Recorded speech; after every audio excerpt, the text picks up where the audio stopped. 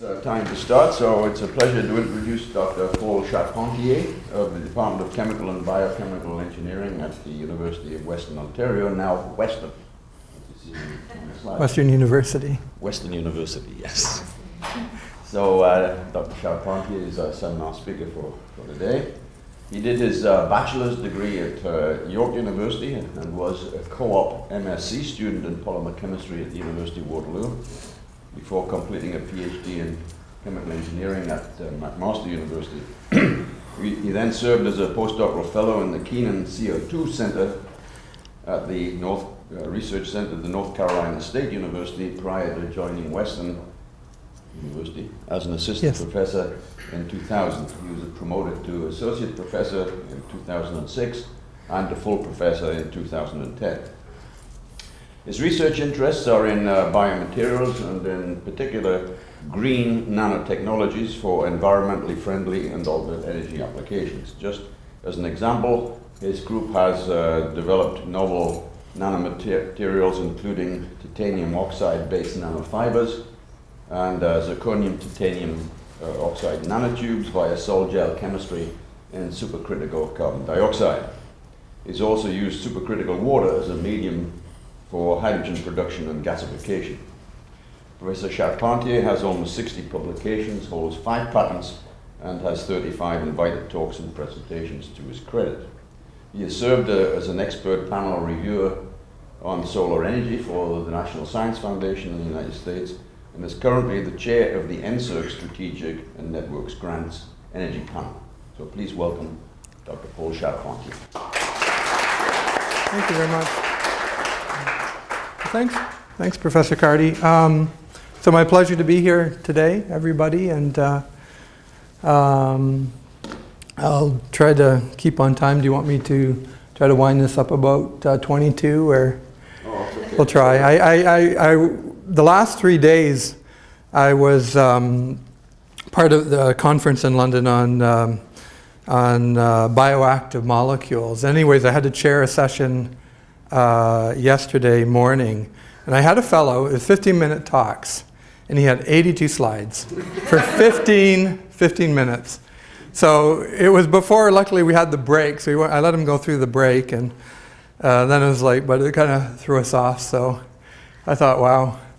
Anyways, so my pleasure to be with you today, and I was going to talk a little bit in my group what we've done with nanotechnology for the focus of the group in particular, and particular a little bit what we've done with supercritical fluids, and found it an interesting tool. So, I mean, certainly at the end of the day, you guys may not work with this, but I think you'll hopefully learn a few things that could help you understand your own research in different areas, and at least I give you an idea what we do in my lab, and we have a big lab and lots of students, and I hope an introduction for doing communication. I was telling Dr. Cardy we need to really do more with Waterloo, and we each kind of try to position our, like London always thinks kind of they're the center of southwestern Ontario, and I'm sure folks in Waterloo think they're the center of southwestern Ontario, so the reality is we're kind of both, right? So we both have different things. So I was going to talk a little bit, I've been on the energy panel for the last 3 years and chaired it last year and this year, so I want to give a few comments on energy,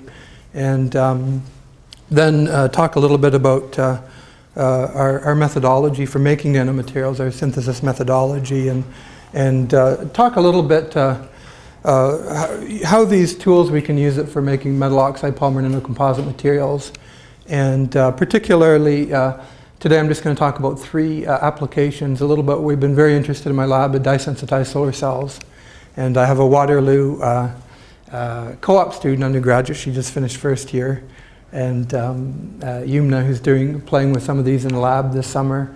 What we've done in plastic films and self-cleaning coatings, and most of what we see is really exploiting the polymer chemistry with the inorganic chemistry. So, as you know, which I really feel is the future polymer chemistry, of certainly as Professor Simon works with either renewable biomaterials or different metals. So both approaches are equally valid and have different applications. So as Nate Lewis mentioned, we're really part of this terawatt challenge.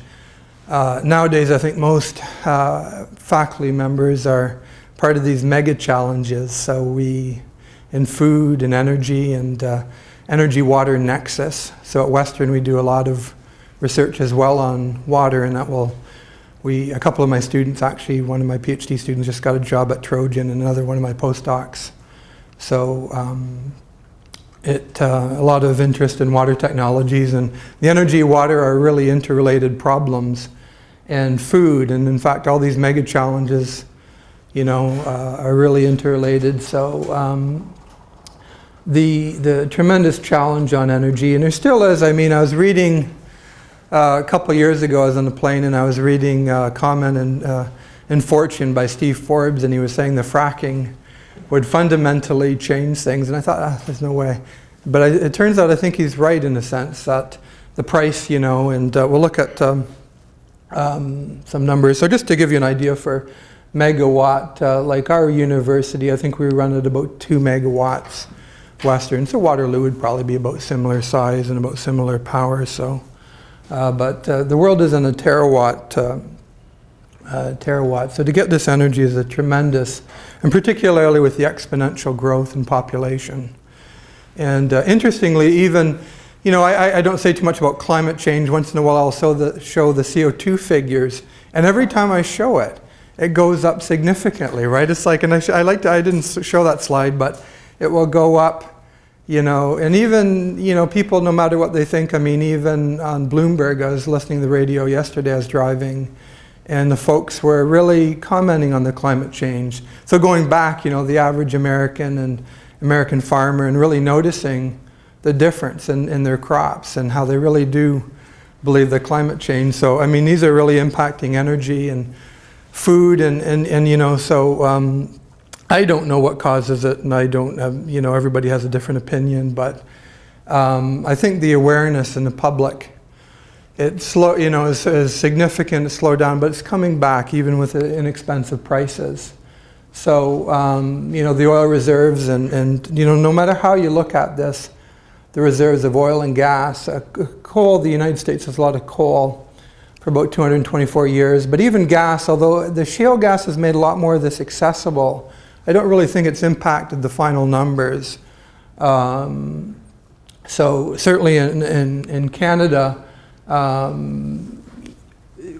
we review a lot. There's been a lot of our students from our undergraduate program go out to Alberta and work, and I'm sure from Waterloo too, in the oil and gas industry. And let's face it, out there, a several billion-dollar project is not a large project. So they run big projects in Alberta, and large projects. It takes tremendous amount of resources to run these projects. But and I mean, we're just starting to see the in situ and different technologies that are being exploited to get the tar sands. And so, let's see, we're in 2012. Let's say if I'm an optimist, I'm 47, so if I got 30, 35 years left, we'll be getting to this peak in here, right? So I mean, for most folks in the room younger, you'll probably see the majority of this, and I don't know, it could shift a little bit either way, but they're using tremendous amounts of oil. But it's, so really what they're looking at is with the amount of barrels per day into the next 30, 40. So, by the time this starts going on the downslide, and they've been hitting everything with oil they can, right, because of the high price of oil. So there's been a tremendous problem. Different people's solutions, of course, when you look at the world, the solar has certainly been looking at most folks, the future. Wind, a lot of, even when I'm in London, I don't know like my mom and dad, even somebody they knew from down, they came and they were complaining about the windmills. So mom and dad said they signed this thing, and I said, well, why did you sign it? And, and I said, I'm from Sarnia, and today's my dad's birthday, he's 81, so after this we're having a birthday party for him. But they're, and so my mom and dad are true Canadians, right? So in Sarnia, I said, you realize in Sarnia, I said, do you know what city has the worst air pollution in Canada, in Sarnia, right? And of course, but they said, well, they blame the Americans. It's coming from the US. So, but anyways, that could be true. And I mean, the bridge over there, actually, people have looked at the pollution in Sarnia. And I went to a talk, and I talked to the fellow after the talk. I said, you realize you missed a major export, because all those pollutants that you talked about come from automobiles, and they come from trucks. And you've got this bridge, number one, the number one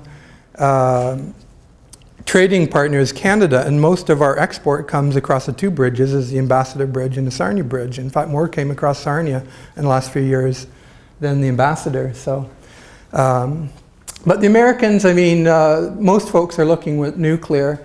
We know France is big in nuclear, but certainly Japan, China, I don't know the future of nuclear. I mean, a lot of countries do not like nuclear.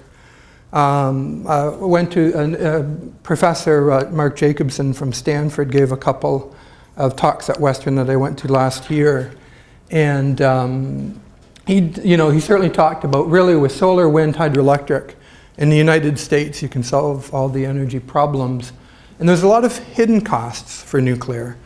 And the Professor Jacobson, and certainly, I mean, we know for India and Pakistan, those were originally started, those programs for peace, or for energy, right? And those nuclear reactors led to them both going nuclear.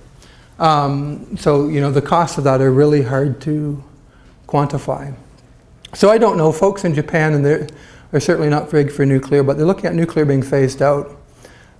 We had the president of Bruce Power once at Western, and he said there's a saying in the nuclear industry is, we hate nuclear, nobody cares. So it's kind of funny what he said, actually, but so the power, in particular, I want to say the father of nanotechnology was Richard Smalley, which I didn't know was a US after. I've been to the last few Pacificams, and right before 2005, people were quite sad because Smalley had passed away right before 2005, and I did not know that the Senate after passed a resolution to honor Smalley, crediting him as the father of nanotechnology. So maybe he's some of yours great-grandfather then, or grandfather.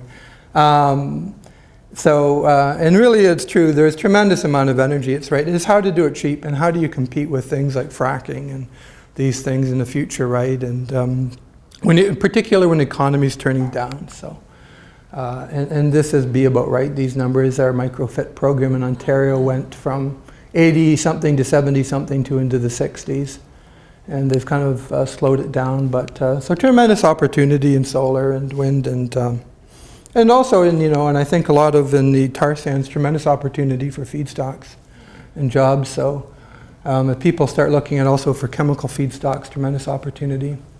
So my research in green, back in green chemistry, Paul Anastas really came up with the term first, green chemistry. And Paul works now for Yale University, and he's worked at different places. Very nice fellow.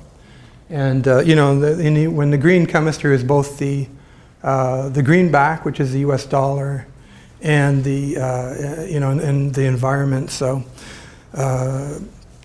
the coming up with that. So tremendous amount of solvents are used in the world, and I like to say Whiteside's #1 cited scientist in the world at Harvard, and he said the solvent is more important to reaction than anything else. So that's why I wrote that, since George Whiteside said it. But I don't know if that's true or not. Probably temperature's more important than anything. But anyways, Whiteside does some very interesting work. If you folks haven't had Joe DeSimone, you should really invite Joe DeSimone here.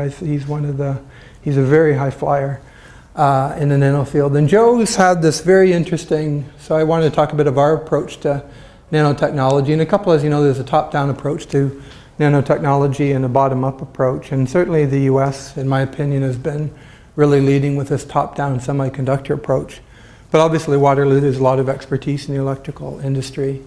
And Joe's invented this technology called PRINT, particle replication non-winning templates. And it's basically a type of lithography, like Whiteside's uses silicone soft lithography. And Joe used more fluoropolymers, but the idea is you don't get any flashing, and it's a lot more. So he's worked on a continuous process, and basically he gets all kinds of cool particles, nanometer dimensions, and really can control, the ability to control this fabrication is really powerful, because it gives Joe the ability, particularly their focus has been on biomedical and pharmaceuticals.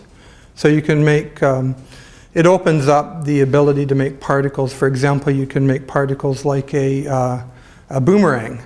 So, and for nanomedicines, you can make nanomedicines that can trick the body into, the body doesn't quite know, like a Trojan horse, right? So, as everybody knows, a Trojan horse is to trick the body to get into the cells and targeting. So Joe showed a picture one of the conferences I was at one time, and he, maybe a year or two ago, and he had a stack of paper beside him in his picture, and apparently they're the first one that went through FDA trials successfully with a nanomedicine. And so they've done a lot of cancer, and whenever you read Science often and they talk about nanomedicine, usually you'll get a comment by Joe on what's going on. So the other approach, what we do in my lab a bit more, is a bottom-up approach to nanotechnology. Chuck Lieber at Harvard and other folks work on this. Brian Korgel, I know, at Texas Austin, Keith Johnston. This solid liquid solution phase for making. But for me, this is the most interesting, because being trained in chemical engineering and polymer chemistry, we always used a reactor, right? So in chemical engineering, you've got two types of reactors. You got a tank and a tube. So you can use a tank or tube. So everything boils down to, in kinetics, a tank or a tube. So when you're talking to a chemical engineer, you have to be able to talk about tanks and tubes. So the ability here is you can, it makes things a lot more scalable. Like in Joe's system with lithography, it works very great for nanomedicine, but at the end of the day, it's very, if you've seen, a lot of you, if you're in electrical engineering and you'll watch these, the prices of these technologies are really tremendous. Some we're looking at the GDP of Denmark for different fab lines and semiconductor. So it's really can get extremely expensive to compete. So I think there's advantages and disadvantages of every approach, but certainly for scale up, I think there's tremendous advantages in a bottom-up approach.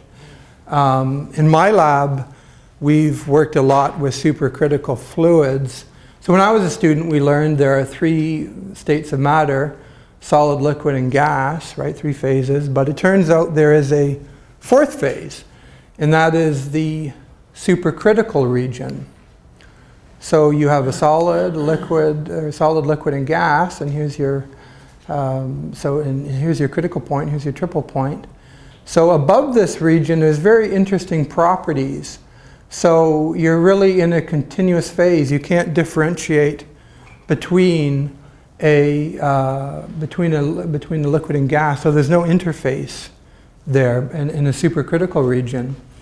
And particularly, this is for CO2. So 31 degrees Celsius, which is about what it is outside now, right, is a critical temperature.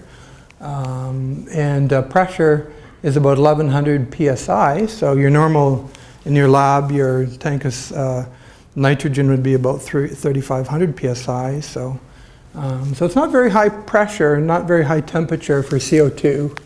Water is a much higher temperature. The pressure is a little lower, different alcohols, but it's very, so there's been a lot of interest, and there's a lot of interest in the 90s and in supercritical fluids. And I was at about a month ago, they had the International Society of Supercritical Fluids in San Francisco, which they have every 3 years. And the amount of commercialization in Korea was really unbelievable. I was really surprised. It's South Korea has really taken off. They were making commercially lithium components for batteries, for fuel cell batteries. They're used in GM, right, from Korea. So they're using a supercritical process for them. So I don't know, you know, but I was surprised. There's a number of processes that they've been developing with supercritical fluids. So even somebody like me, it's very hard for, you know, technology moves very quickly, and it's very hard to keep up with all the things that are going on. So I'm lucky if I can keep up with what's going on in my lab, so let alone outside my lab. You know, the CO2, of course, it's bad to form to combust, right? We know CO2, but the advantage of it, it's not a volatile organic compound, so it's not a VOC, so it's not regulated by the EPA as a VOC. So it's cheap. It almost has a negative value, which is interesting. Liquid-like density, gas-like viscosity, and what's really interesting to me for nanotechnology is it has a zero surface tension. So when you think of an organic solvent, which, you know, most solution-based processes use organic solvents, but here when we plotted the surface tension versus pressure, so you can envision this, that at the critical temperature, you go to a, you see the drop in the surface tension, and when you get to the critical, it's zero. So I think this is something I'm very interested in, and how do we exploit this for nanotechnologies? Because if you think about it, a gas can penetrate much better, right, than a liquid. If you imagine like an organic solvent, say you're doing a reaction in ethanol, but to hit those nanopores, and you've got tremendous opportunity to do that, and it's been commercialized. The work before, when I did my postdoc down in North Carolina with Joe DeSimone and at Chapel Hill and Raleigh at NC State, so that was commercialized by DuPont, who built several million pounds of Teflon fluorinated polymers a day. And the reason that was commercialized, when you see technologies, folks, being commercialized, there's always several driving factors. There's never any one. I mean, there's always several technology factors. Teflon at the time was a growing polymer. DuPont had a couple of accidents where people were killed, which is using the traditional, because they'd switched over. DuPont invented CFCs, chlorofluorocarbons, so as we know, those created the hole in the ozone, and big pressure to get out of that, right? So when they moved from CFCs to other safer, their Teflon wasn't as good. Where CO2, they found it worked very, very well. And the other approaches they were using, you would get N groups to the polymer chains that they didn't get in CO2. So this is why DuPont spent a lot of money and time on this to commercialize it. So when I started, I've been very interested in polymer chemistry, and I got very interested in sol gel chemistry, which is a little bit of alchemy in some sense, but it's very interesting on the materials, what you can do with it. And so particularly for nanotechnology that we'll talk about, so many of the existing methods aren't really suitable for industrial production, where certainly organic solvents, you generate VOCs, but sol gel chemistry has been commercialized for a lot of things, and tremendous advantages. Molecular level homogeneity, mild synthesis conditions, the reactor easier for industrial production. And so basically the type of reaction you've got is where M is a metal, and there's all kinds of metals you could have: silicon, titanium, zirconium, water, and we'll talk a little bit about the chemistry. But you have some type of a hydrolysis reaction and a condensation. So the lines here aren't very good. But it's, for anybody who's studied polymers, you know there's chain growth and step growth mechanisms. So this is basically a step growth polymerization, and it interestingly occurs in 3 dimensions, and we'll talk a bit more about that. So a sol is kind of a collection of these small colloid particles, and if you go back to the history, and some of the first times they talk about, was it Schrodinger, and and the Royal Academy said, no, it's you know, what he wasn't polymer, it was a colloid. And so nowadays we're going from polymers to colloids, and you'll hear a lot of debate about this when you talk to polymer folks. But the sol is these small kind of nanoparticles that will grow into a gel. And here's an aerogel made in our lab, and this is is this a silica? No, I think this is a titanium one. They look, you can't really tell by looking at it. So it's kind of a monolithic structure, and you can control that We put them into columns for different things like separation of proteins, but because you won't get cracking.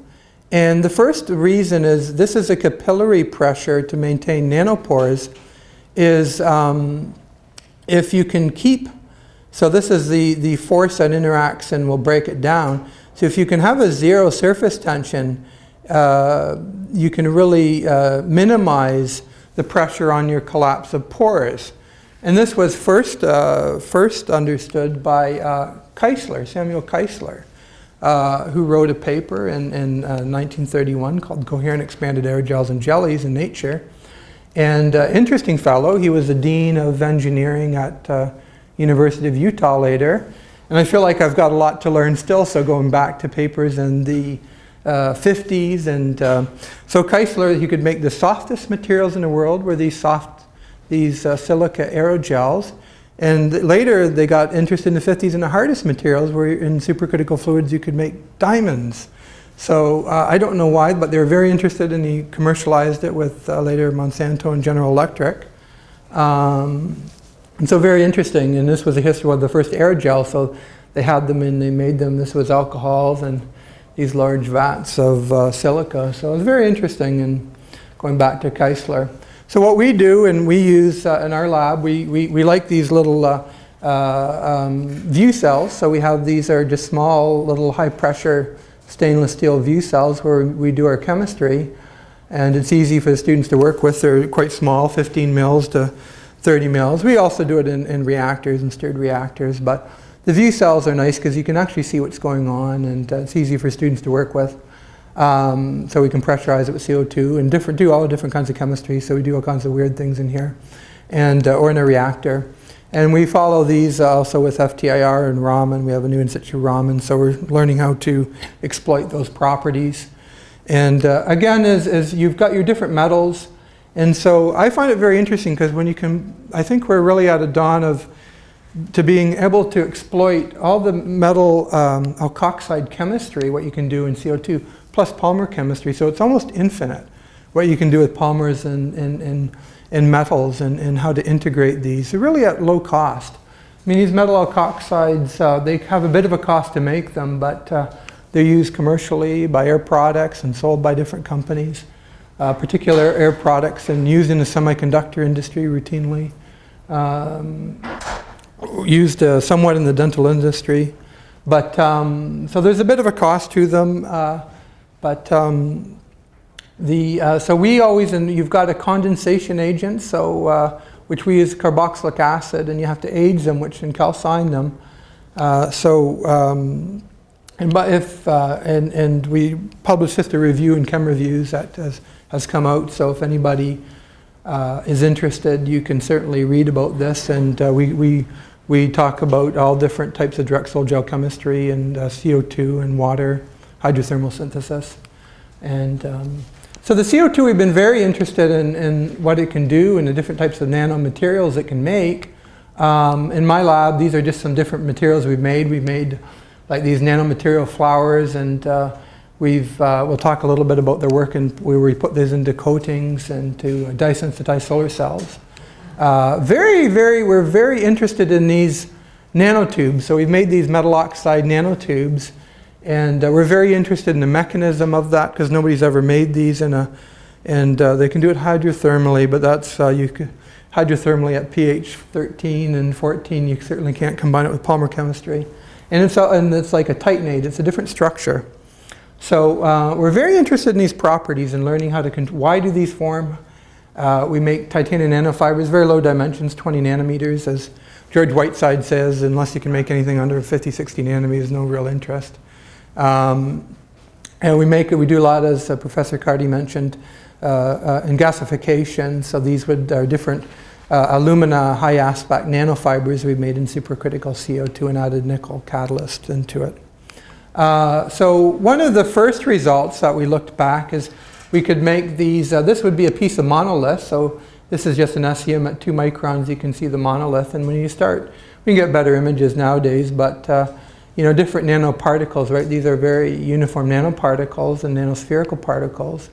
The same thing we found by varying the conditions, we could this is a chunk of monolith out of the reactor, is we would get these different nanofibers, some fairly high aspect ratios of nanofibers, up to 100 and above aspect ratios. So it can form and so we're very interested in why. Why do we, and I certainly, when we looked at these results and asked my students, why do we form these kind of structures? And just for example, some data where we found one of our common themes, temperature and pressure. Here we change the pressure, same thing, nanospheres, and that's often what we find. No change in 4,000, 7,000 psi, so no change.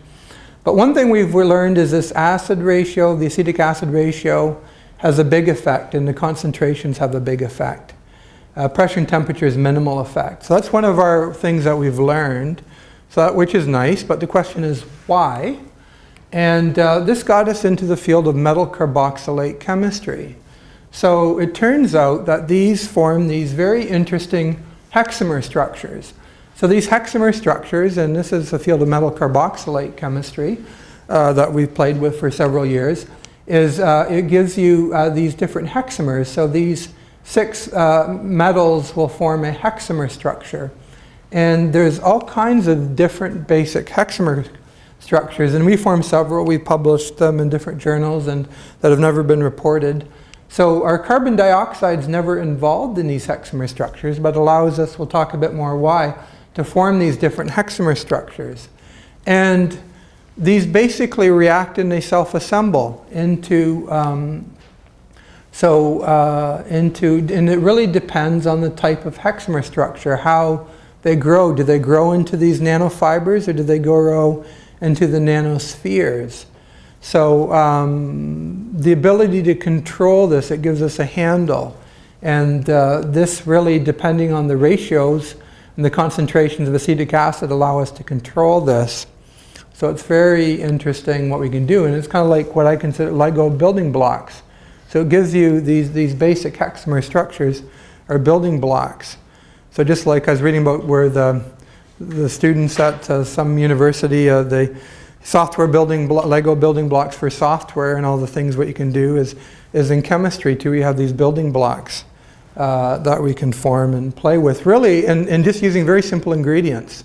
So it's not like you have to do complex synthesis and 8 steps and all this real complex inorganic chemistry. It's very, very simple chemistry to build these building blocks, very simple. And what happens is these hexamer structures, they form these coacervates, tactoids, and crystalloids. So this is the part where they kind of, the forces interaction as they grow will really depend on the nature of these hexamers, how they grow, whether they're going to grow into fibers or tubes.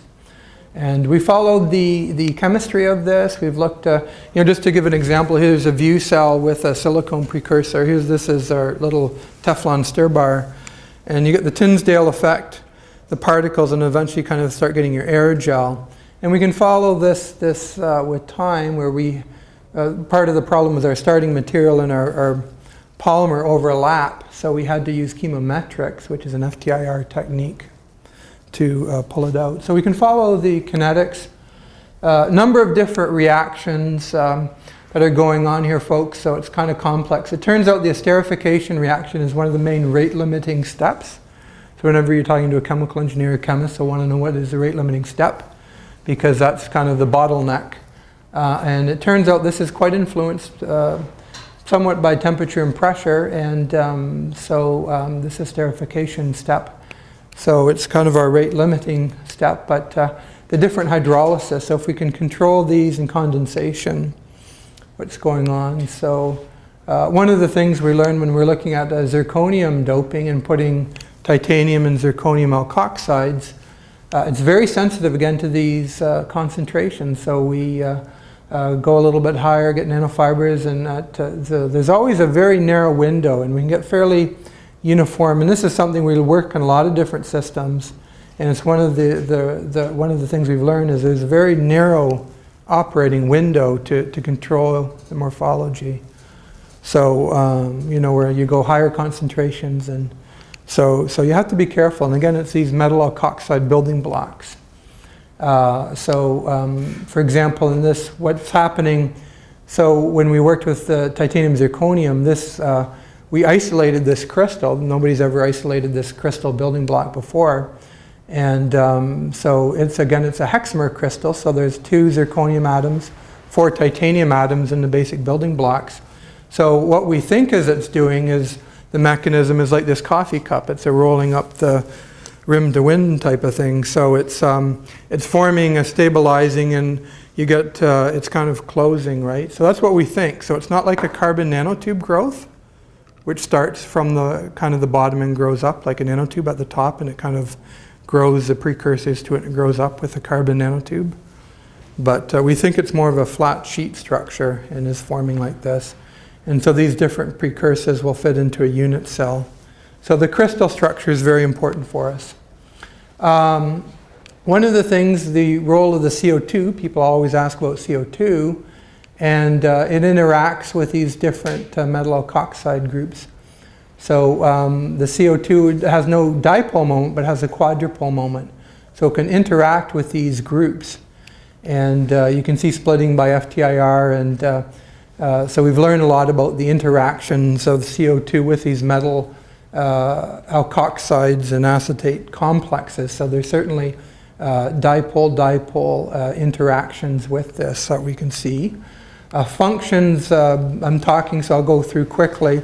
We've done a lot on photocatalysis, different bimetallics, so we put these into polymer films, so we do a lot of, like a lot of folks, but we're very interested in photocatalysis. Here's some copper-doped titanium dioxide we've made in supercritical CO2. Interestingly, just change the conditions a little bit again, we get very uniform, high-aspect nanofibers. So same system, just a little bit changing the conditions, and so very, very high-aspect nanofibers, the copper-doped TiO2. This is the high-res right here, this point, where the student was looking at this point of it, at so the high resolution. And so we're learning, still trying to understand what's going on in this system.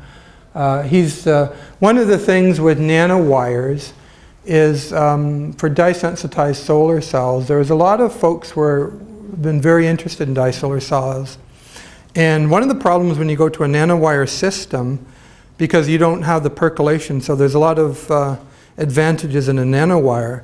But the problem when most people compared P25 nanocrystals to a nanowire is your efficiencies are often lower going to a nanowire. And so as you know, Nate Lewis talked about is where you have a photon coming into the nanotube, and why people will try to orient them, and I'm sure several folks here do that, to get the higher efficiencies of the photon going into the end of the nanotube. But everybody was getting lower results, and it turns out it's mainly because of the surface area. So part is we're very interested, we're looking at these were just done in June, of getting high, and these actually have fairly high surface area, and some we have longer. This is with a tin indium titanium system. So we do a lot, and I like, as you know, Gratzel. A lot of folks in the scientific community are interested in dye-sensitized solar cells, and the reason is because they're very simple. And you can do all kinds of different chemistries. If you're a polymer chemist, you can play with it, or inorganic, you can work with different dyes. We have my undergraduates, we have a couple labs where they make dye-sensitized solar cells. You can use you can use dyes, you can use berry juice and all this. So they're very simple, but they're not so simple. They're very complex. So it really gives you an opportunity. So one of the things we've worked a lot with is graphene to help, and CO2 can help exfoliate our graphene surfaces. And we've used it as a template. We have a couple approaches, but the one thing that we've learned in sol gel chemistry is we grow it to the surface. And from work we've done with quantum dots, is we find we have, the closer you can get to that surface of titanium dioxide, you don't want to tether it. You want to really have those electrons go right in. So you can use this as a template to grow it. And we've done a lot of work with that. Here's a graphene sheet we've made, and growing titania systems and doped titania systems from the graphene sheet. These are actually nanotubes of titanium zirconium that have been grown from a graphene sheet. So our approach is kind of earth-abundant, earth-friendly materials. Titania, zirconia, graphene are all earth-abundant. They're all earth-friendly. Nothing exotic, nothing expensive. It's all completely safe stuff. And you can see the interactions here, the graphene sheets with the titania surfaces. So we do a lot of XPS data. So I'm not going to go through the details of the evidence with you. You'll have to trust me on that to read our papers. But we can see that one thing is you really want good interaction with these graphene sheets. So if we can grow it from the surface, it's a lot better than mixing it. So efficiencies in my lab, we get, these are about 1.6, and so we're up to about 2 or 3 now. So like a lot of, and our weakness is fabrication. So we need to work with folks on fabrication. It's not our strength. So we're trying to get, Dr. Blading, and but a lot of how narrow you do this, and there's a lot of playing with it. So you need to get a lot better. So certainly this interacts. You can change the band gap. So we do a lot of this kind of stuff. We've been very interested in density functional theory too. So we do a lot of that to try to understand how these are linking up, these materials, through theory, a theoretical understanding. So, so we really try to understand that and understand how, for example, here the energetics are showing that this rotated hollow is giving the highest energy, the most interactions, the absorption. So tells us a lot about what's going on and trying to understand the orientation. Very quickly, I'm just going to mention another couple projects we do. We're very interested in polymer films for the greenhouse industry, so we work on this. We're funded through OMAFRA and another couple projects.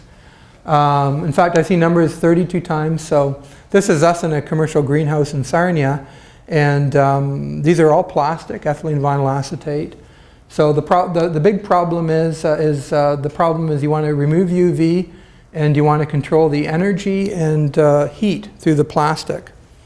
So what we do is we do Bowendi type quantum dot chemistry, and we've used our approach to make this using our CO2 approach. And Leonardo was our expert, or outside examiner for one of William's theses on this, and when we did quantum dot chemistry. So we have other students working in this area. So here are some high-res of our quantum dots. And one of the things we've learned is, I'll just show you this figure, is our quantum dots were getting very poor photostability in our quantum dots, whether they be cadmium sulfided or coated.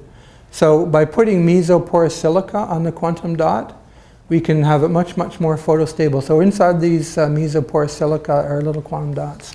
So we're very interested in that. We combine it with our polymer chemistry, as I mentioned. I won't show you that. We can get tunable polymer films, this is falling asleep. Okay. So we can look at confocal microscope, and we can see our quantum dots and our ethylene vinyl acetate films now. This is a 3-dimensional rendering, so very interesting. And we work also for the heat control with silica aerogels. And silica aerogels, one of the things is we look at the thermicity, and basically the FTIR region is because you want this very, very low thermicity. So in other words, the heat, because in the greenhouse, you want to keep the heat inside the greenhouse. So the far infrared region, so when the light, you want it transparent, but you want to keep the heat in, so at night the vegetables and that stay warm, right? So all your vegetables are coming from tomatoes cucumbers are coming from these greenhouses under plastic. So we're trying to understand that. So our recent values, the numbers that we've got, very high transmittance. This is a commercial Thermax, so very high. And the lower that these numbers are, the better. So we've gotten very good using our approach, silica aerogel, so we can control the heat and we can control the light. So we've shown that now using our approaches with quantum dots and silica aerogel. So the next thing is make it work, right? How do we scale it up as engineers and commercialize it? The last approach, which I won't go, I'm gonna zip through this very quickly, is we work on self-cleaning coatings using what we've learned. And how do we attach, we've done antimicrobial coatings, and we've been working with a company, Linex, for this, for antimicrobial coating. So we've worked a lot with Southwestern Ontario companies for minimizing listeria, and our results have shown very, very good. So we're having to scale up more. And then when I talked about the materials we make, interestingly, even when we tried in China, we can find nanotitania, we can't find doped. A couple places and nothing really any good, and I'm surprised even my students in China were having trouble. So we're forced to make this in our labs, and my students were always making a different iron, silver doped titanium. Because one of the scientific challenges is how to break down dirt and not break down the polymer. And a lot of these polymers that are used industrially, when I worked at Dow Chemical and 3M, titanium dioxide is routinely used in outdoor polymers, right? Because rutile like sunscreen, so that's why a guy like me can go in the sun and survive. Put on some rutile, titanium dioxide. So if you can control that rutile and anatase structure to get the photocatalytic and get the ability, then they can generate that. And in fact, we've got a very good results for listeria. And we're moving on with that. So I want to conclude my talk, and sorry I went a few minutes later, but I wanted to just show that we've really allowed us to, CO2 is an interesting, like I say, tool. How much it commercialized, who knows, but we learn a lot from the system, and it allows us to play in a lot of interesting areas. So I like that, and we make some very interesting materials that are very promising for, for solar cells. We talked to light selective nanofilms. And so with that, I wanted to thank everybody, because the folks did all the students that did all the work, and particularly, so several of them here, and Golem and Nazrin did a lot of the work here, and thank all the funding agencies. So thank you so much, Waterloo, for inviting me, and I really appreciate it.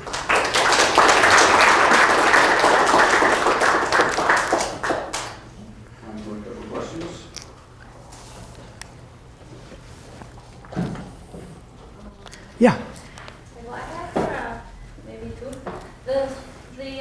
I know the supercritical method is very attracting. Yeah.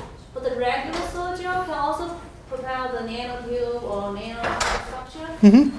So the supercritical, you combine the soil gel and supercritical together, right? Yeah. So we look. Compared with only just use only solar gel. Yeah. No, we do a lot, and we do a lot with just alcohols as well. And but there's a lot of advantages. Like I say, my last, well, I don't want to give, because you're going to be an examiner for one of the students, but even in Nazrin's work, what she found is, so she did a lot of, has a couple chapters on just alcohol, but there's a number of advantages also with CO2. We're getting better properties of materials. It helps, for example, exfoliate the graphene. So if you just put it into an alcohol, how do you separate those sheets as well? So if you can get better penetration, so for these kind of advanced systems, if you're just making a nanocrystal, perhaps not. But like I say, when you combine it with polymer chemistry and some of these other things, graphene, so certainly you're right, as we learn about it, and whether it works better or you're doing a solvothermal approach is something, again, it's a tool, I think, to understanding, so the title of the talk, and it may be, but we do as well routine organic, but we always find more interesting results in CO2 for some reason. So. Like morphology control is better. Yes. The diameter. And we're getting better properties. So we'll see. We can talk more. You can ask the student about. Very interesting. So another one is for the supercritical. For industry, what's the challenging for scale up? Initially, supercritical carbon dioxide usually for pharmaceutical, right? And people say it's the challenge of the cost. Right now, your slide shows cost is not a big problem. So the industry, if you want to big scale up. Well, yeah, and I think it's comfort. For example, we're at the conference. It was interesting at the meeting in San Francisco, and one of the fellows was giving a talk, Val Kirkanis, and he's been in the supercritical fields in the United States. He's out of Boston for years and years. And he was showing, in the US there's been very little commercialization. Some. But for example, like R.J. Reynolds they built 4 great big commercial extractors for removing nicotine from cigarettes. So they built these 4 large reactors They were never used one day. In commercial systems, so why? Nobody knows. It was then about at the time, whatever, for removing nicotine, the laws, I don't know, because even Val didn't know, and they looked at the history and the people. But that happens quite often. It's, and where South Korea, there's numerous examples where they've been commercializing, again, for making battery materials and integrating it with parts. So part is capital cost, so it needs to be a consideration where people know the technology. If you're building a plant and new products, and you can look at that, and if you can minimize steps, and it's ultimately what's holding it back is knowledge and financing. So at the end of the day, it's going to be, will be based on the dollar, right? What people want to do. So in South Korea, because they've been making the batteries for the Volt, Chevy Volt, and so there's a lot of capital flowing. So for them, they can introduce it, or different medical systems. So it really depends. So like I say, it's something to consider. It's a tool. What we learn about it, and if people, it makes sense, and sometimes it does. Our coffee is all decaffeinated commercially, because the reason for that, and when you have decaffeinated coffee, I don't like decaffeinated coffee, but I drink it after 6. But they remove that with CO2, and it goes into, they call it a sweet water, because then it goes into water and removes the caffeine, and the caffeine is sold to sports drinks companies, so Red Bull and Coca-Cola will buy caffeine on the market. So. Thank you. Yeah. For the metal alkoxide hexamers that Yes. do you envision being able to basically selectively remove you can remove the alkoxides with an acid, but then be able to replace them with another functional group that you can then, in a similar method, selectively remove them and then control the morphology that way, even in multiple steps? Yeah, there's a lot you can do with them, and I try to keep things simple, but one of the things I'm very interested in is growing, like we're setting up in my lab a new roll-to-roll system, and how we can bottom-up control these. So we're very interested in DFT for the time frames of these, how we can grow these very quickly. And part of that is how can you have building blocks. So it's integrating our kind of bottom-up, what we've learned with a top-down system, into roll-to-roll. So Joe DeSimone, they've been at everybody's roll-to-roll, so we're going to give it a shot. So, as Joe said, the previous CSTR is now a roll-to-roll process.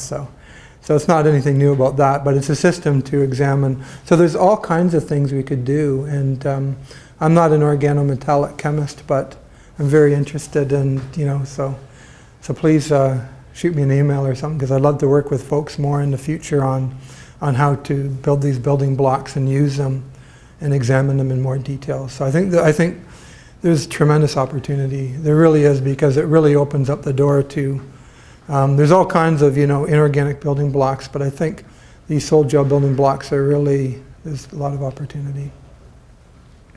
Especially if they can be cheap. It has to be cheap. Cheap and fewer steps the better, so. Well, the alkoxides, metal alkoxides have been used for many years to make, yes. Make crystalline oxides. Yes. And I'm just wondering, for example, the CBD yeah. is being used to. Yeah. I'm just wondering, what are the specific advantages of supercritical CO2? I mean, is it competitive in terms of cost? Is it competitive in terms of the simplicity of the synthesis? So in my lab, for example, like we're using it and we're looking now and we're funded on a project because for doping, you can use organic solvents. There's different procedures. But CO2, like DuPont, so DuPont spent about $250 million building a plant for Teflon. So they built that in Cumberland County outside of Fayetteville, North Carolina. And again, the reason was because the monomer is completely soluble. And the problem with, they had several problems of switching from the original process to a non where they used the CFC approach. They moved to HFC. So long, and there's a number of factors interrelated that made sense, business sense to do that. So I think like anything is first you have to show you can do it. And the reason Joe DeSimone was he was a chemist and he showed that you could do fluoropolymer chemistry. So once you've shown you can do it, and then, you know, then if it makes sense for process, right? So the big thing I think is we have to do the basic science, show what we can do. If it makes a sense like to compete with this or the other, and then you know, as we move our technology out of the lab, people can make a decision based. So that's why we look at these, focus on these growing markets. Like 2 of my students were working at Trojan Photo, dye-sensitized solar cells. I think there's tremendous opportunity. So as these industries grow, which everybody believes they will, there needs to be feedstocks feeding them, and so this process, whether some derivative is an option. So, and we've learned a lot in the process, and we've learned even unconventional solvents, and so. The quantum dots, are these solution processed? Yes, when we make it, what we do is we make them very similar to Bowendi in solution, and but then we use CO2 to integrate it into the polymer. And for example, ethylene vinyl acetate, you can't do. We work with Alf Ruden actually worked from here. They worked out it was from Imperial. I used to be ICI. AT Plastics, so they make EVA out in Edmonton, and it's a high pressure process in the monomer. So for them, they're not afraid. This is nothing, you know, because right now they're running at about 12,000 to 15,000 psi in pressure. So then they have a few extra reactors. So they said, hey, we're interested in EVA CO2. See what you can do, because you know we use 2 of these, but another 2 could always be used for something, right? So for them, because it's a high pressure process for making the polymer. So. Are the quantum dots themselves, I guess I'm asking, what's the lifetime in the plastic of the quantum dot? That's something we're looking at now, and so because when I showed the photo stability when it's dropping, so it's very flat, so we coated it in the silica, and it's very, very photo stable. So so this has been a problem. And the problem is they agglomerate. Yeah. So by coating them in as a silica, it's helping them, you know, how to stabilize. I mean, that's a fundamental challenge in nanotechnology in a system, how to keep them from agglomerating. But if we coat them in this mesopore silica, it seems to work good and it works for our heat effects. So we're trying to integrate this into a commercially viable process. And this was actually funded through AT Plastics, which is now Celanese Canada, which is, Celanese now is headquartered in Shanghai. So, but Celanese Canada, they make is in Edmonton, and they make ethylene vinyl acetate. So they've funded several of this research in the past, and so again, it's showing if you can do it. And we have some fun in the lab, and then the economics decisions are made or not made, and it depends on the market. So. Any other questions? If not, I'll ask you to join me in thanking Dr. Charpentier for a very good. Thank you. Thank you, everybody.